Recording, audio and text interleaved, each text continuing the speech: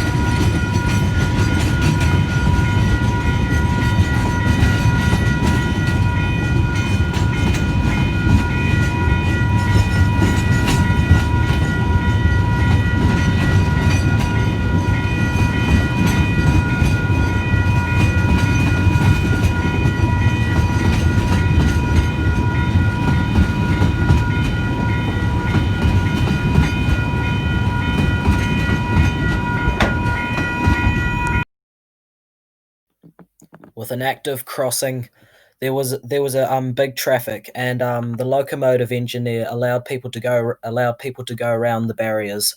I also did this as well, so I was pretty much maintaining the traffic just to save locomotive engineer from having to do it himself, because the train was only a few meters away from the crossing. After waiting for about 3 hours, DL9210 arrives in to collect the broken down train.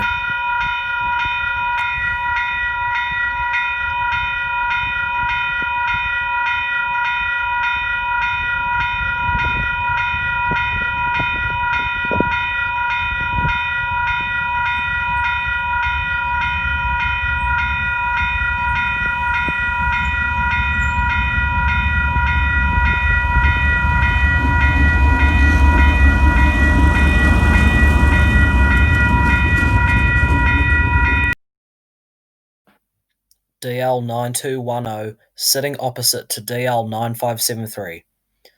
From here, 9210 would have to run out to Mercer, switch tracks, and then push the train the remainder of the way to Auckland.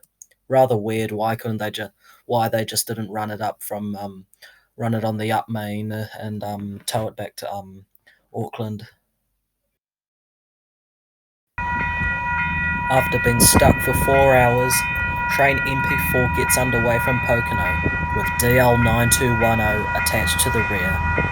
Also, train MP6 was not that far behind it, so that would have been quite cool if MP6 had to overtake